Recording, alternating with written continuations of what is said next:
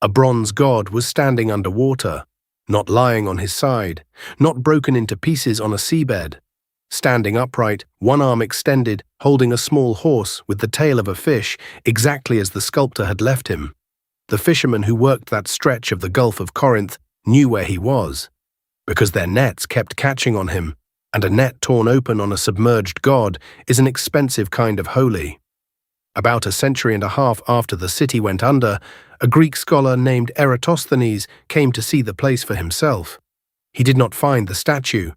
He found ferrymen who told him it was down there, and he wrote that down, and the geographer Strabo copied it. And for the next 2,000 years, that story was almost the only thing anyone had.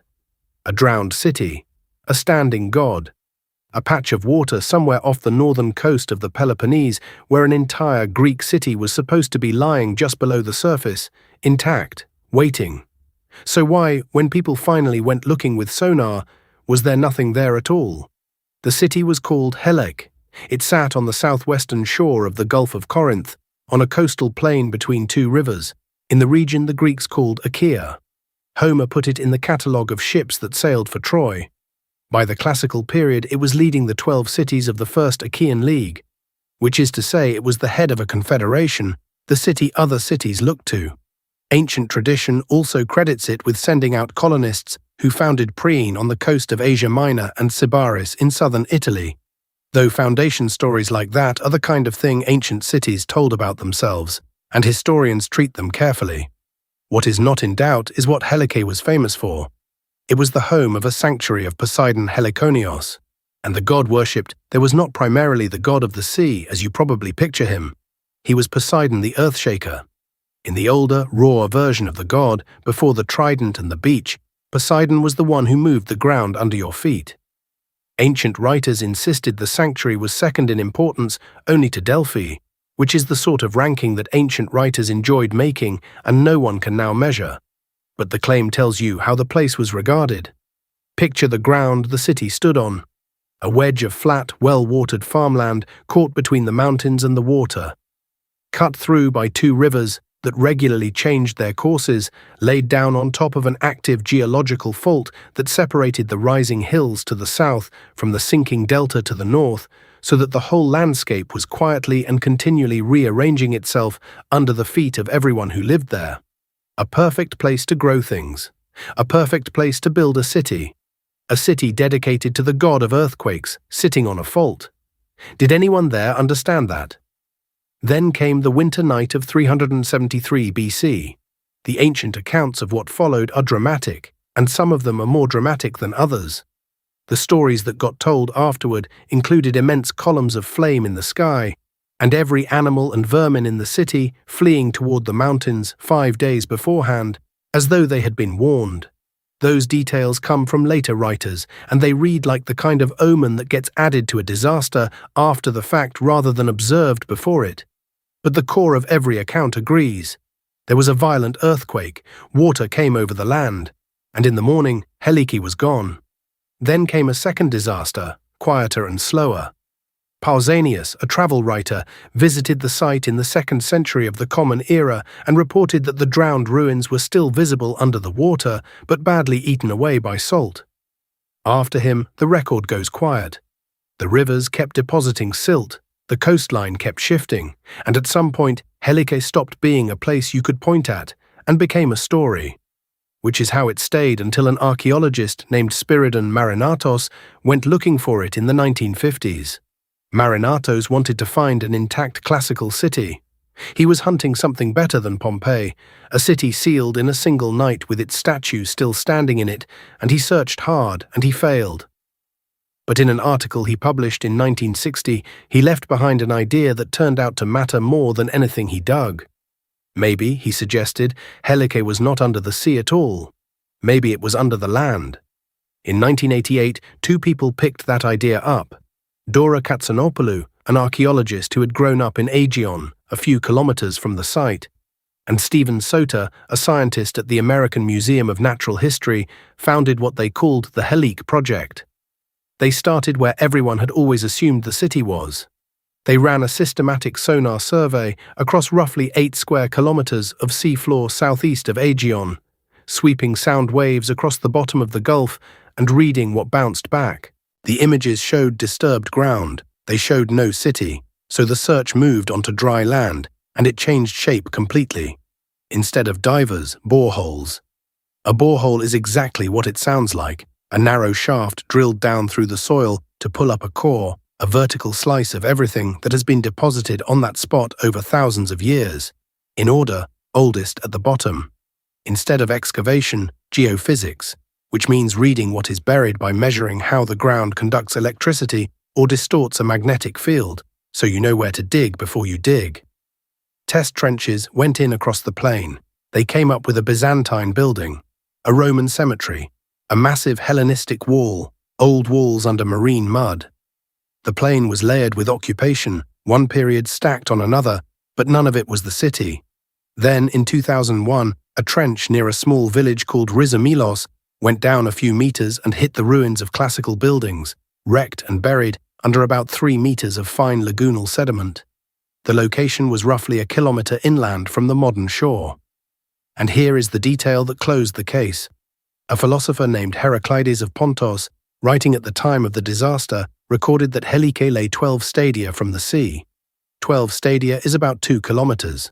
For centuries that number had been read as a description of a city that then slid under the water.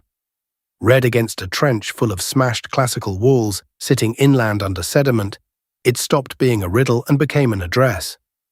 The lost city had been found in a field, but that was not the strangest thing in the ground. Because the Helike project kept digging, and underneath the classical layers, 3 to 3.5 meters down, they found another town entirely. A settlement of the early Helladic period, roughly 2500 to 2100 BC, which is to say the early Bronze Age, 2,000 years before the disaster everyone was looking for. And it was not a village. It had large rectilinear buildings, laid out along cobbled streets and paved open areas. It had a structure of a type archaeologists call a corridor house, a monumental building with narrow passages running along its flanks, the kind of thing associated with a central authority controlling a settlement. There were people organizing a town on that exact spot 4,500 years ago, and the walls of 2 of those Bronze Age buildings are offset, broken and shifted along what the excavators interpret as a seismic discontinuity, which means the ground under that town moved violently too, roughly 2 millennia before 373 BC, in the same place for the same reason. So how many times has this happened? The answer that 30 years of work has produced is the part of this story that almost never gets told. Combining excavation, geophysics, paleoseismological trenching, soil analysis, and landscape modeling, the Helike project has documented destruction horizons at this site running from the early Bronze Age all the way through late antiquity, with severe earthquakes recurring at intervals of roughly 3 centuries. Helike was not a city that was destroyed. It was a place that kept being destroyed. And that reframes the night everyone remembers, because it turns out the city did not end there either. In the western part of the same plain, excavation uncovered a large industrial complex from the late classical and early Hellenistic period. A dye works with installations for fulling, dyeing and drying cloth, preserved in remarkable condition. A textile factory. It belongs to a settlement that revived in the plain shortly after 373 BC. Archaeological evidence indicates part of the site was reoccupied within about 40 years of the catastrophe. Then there are the coins. Helike minted its own bronze coinage, and only a handful of examples are known. Everyone had assumed they were struck before 373 BC, because everyone assumed there was no Helike after 373 BC. In 2017, the numismatist Robert Weir published the first proper study of them, examining their weights and their imagery against comparable issues, and argued they were a single small issue struck around 300 BC. Coins are minted by a political authority. If Weir is right, Helike was still a functioning city-state issuing money some 70 years after the night it supposedly ceased to exist. That redating is an argument, not a settled fact, and it is contested. And it is contested inside a much larger fight. In 2022, the geodesist Stathis Styros published a paper arguing that the whole catastrophe has been overread. He pointed to archaeological layers above and below the 373 BC horizon that show no tsunami signature, argued the geography made total loss of the city-state impossible, and proposed that the story of a city swallowed whole was a legend that took shape centuries later, in Roman times. Katsonopoulou and the geologist Ioannis Koukouvelas published a formal reply in the same journal, arguing that he ignores excavated evidence from immediately after the disaster and that he had treated two separate faults, 5 kilometers apart, as one. Styros answered them, the exchange is still the live edge of this subject. Even among those who accept the disaster, the mechanism is disputed.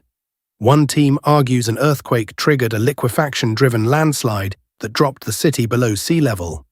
Another argues that landslides dammed an inland river basin, and that what buried Helike was mud flows coming down from the hills rather than a wave coming in from the sea. A third reading from sediment cores is the quietest and possibly the most unsettling. The cores show abrupt changes from coarse beach deposits to fine lagoonal mud, consistent with the ground simply dropping along the fault and a shallow lagoon opening across the delta. Not swallowed by the sea, sunk beneath a puddle that arrived from underneath. And then, over the following centuries, the sediment filled the lagoon in, and the same fault system that had dropped the land began lifting it again. The last major rupture on the Helike fault in 1861 threw up a scarp 13 to 15 kilometers long where the plain meets the mountains. Today, both the classical and the Bronze Age horizons sit above sea level. The sunken city is not underwater, it is under a farm.